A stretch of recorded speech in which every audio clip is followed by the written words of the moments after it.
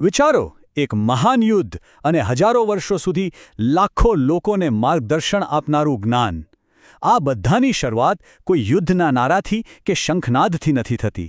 ના, એની શરૂઆત થાય છે એક શાંત મહેલમાં, એક અંધ રાજા દ્વારા પૂછાયેલા એક જ સવાલથી. અને આ રહ્યો એ શ્લોક, ભગવદ્ ગીતાનો સૌથી પહેલો શ્લોક. આજના આપણા વિશ્લેષણના કેન્દ્રમાં આ જ છે. આ શબ્દો કોઈ ઋષિના નથી, પણ રાજા ધૃતરાષ્ટ્રના છે. અને એમને કદાચ ખબર પણ નહોતી કે એમનો આ એક સવાલ આખા ગીતા જ્ઞાનનો પાયો નાખી દેશે. હવે પહેલીવાર સાંભળીએ તો એવું જ લાગે કે કોઈ પિતા પોતાના દીકરાઓ વિશે પૂછી રહ્યા છે. સાવ સાધારણ વાત. પણ શું આ ખરેખર એટલું સાધારણ છે? આ એક જ વાક્યમાં આખા મહાભારતના સંઘર્ષના મૂળ છુપાયેલા છે.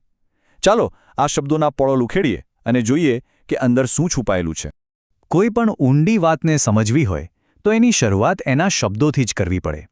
એટલે આપણે મનોવિજ્ઞાન અને આધ્યાત્મિકતામાં જઈએ એ પહેલાં ચાલો એકદમ સરળ રીતે જોઈએ કે આ સંસ્કૃત શબ્દોનો શાબ્દિક અર્થ શું થાય છે. હવે આ સ્લાઇડ પર જરા ધ્યાનથી જોઈએ. દરેક શબ્દ કઈ રીતે એક મોટી તસવીર બનાવે છે. ધર્મક્ષેત્રે કુરુક્ષેત્રે. આનાથી એ નક્કી થઈ ગયું કે આ ભૂમિ માત્ર યુદ્ધની નથી, પણ ધર્મની કસોટીની છે. પણ પછી આવે છે એ શબ્દ જે આખી રમત બદલી નાખે છે. મામકાહા, એટલે કે મારા પુત્રો. એમણે આપણા નથી કહ્યું, એમણે સીધું જ પોતાના પુત્રોને પાંડવાહા એટલે કે પાંડુના પુત્રોથી અલગ કરી દીધા. બસ આ એક શબ્દમાં જ એક પણ હથિયાર ઉઠાવ્યા વગર મનમાં યુદ્ધની રેખા ખેંચાઈ ગઈ. તો સાદો અર્થ એ થયો કે રાજા તો બસ એક અપડેટ માંગી રહ્યા છે. સંજયને પૂછી રહ્યા છે કે ભાઈ યુદ્ધના મેદાન પર શું ચાલી રહ્યું છે. પણ જેમ આપણે આગળ જોઈશું, આ ક્યારે માત્ર એક પ્રશ્ન હતો જ નહીં, આ તો એમના મનની સ્થિતિની એક કબૂલાત હતી. તો ચલો હવે શબ્દોથી આગળ વધીને એ મનની અંદર જઈએ જે આ પ્રશ્ન પૂછી રહ્યું છે. કારણ કે ધૃતરાષ્ટ્ર જે શબ્દો વાપરે છે એ ખાલી માહિતી નથી માંગતા, એ તો એમના ડર અને એમના પક્ષપાતને છતો કરી રહ્યા છે. અને આ સ્લાઇડ બરાબર સમસ્યાના મૂળ પર આંગળી મૂકે છે. જુઓ, એ કુરુવંશના રાજકુમારો કે આપણા પરિવારના બાળકો એવું કંઈ નથી કહેતા. એ સીધું જ વિભાજન ઊભું કરે છે. મામકાહા, મારા, અને પાંડવાહા, પાંડુના. આ શબ્દોથી એમણે પાંડવોને બીજા કે પારકા બનાવી દીધા. હવે એ પરિવાર નથી, એ તો એક દુશ્મન છે. અને આ જ માનસિકતા છે જે કોઈ પણ સંઘર્ષને જન્મ આપે છે. એટલે જ આ કોઈ તટસ્થ પ્રશ્ન નથી. આ તો રાજાના પક્ષપાતી, મોહમાં ડૂબેલા અને ડરેલા મનનો અરીસો છે. અને આ જ મન આખા સંઘર્ષનું કારણ બને છે. ચાલો હવે જોઈએ કે કેવી રીતે આ એક પરિવારનો ઝઘડો આપણા બધા માટે, માનવ સ્થિતિ માટે એક બહુ મોટું આધ્યાત્મિક રૂપક બની જાય છે. આધ્યાત્મિક રીતે જોઈએ તો પેલું યુદ્ધનું મેદાન ક્યાંય દૂર નથી. એ તો અહીં જ છે, આ જ ક્ષણે, આપણી અંદર. આપણું મન જ કુરુક્ષેત્ર છે, જ્યાં દરરોજ સારી અને ખરાબ શક્તિઓ વચ્ચે લડાઈ ચાલે છે. આ આપણી અંદરની લડાઈમાં પાંડવો કોણ છે? એ આપણો સારો અવાજ છે, કરુણા, ધીરજ, પ્રામાણિકતા. અને કૌરવો એ આપણી નકારાત્મક વૃત્તિઓ છે, ઈર્ષ્યા, ક્રોધ, લોભ અને અહંકાર. અને આ બંને સેનાઓ આપણા મન પર કાબૂ મેળવવા માટે સતત લડતી રહે છે.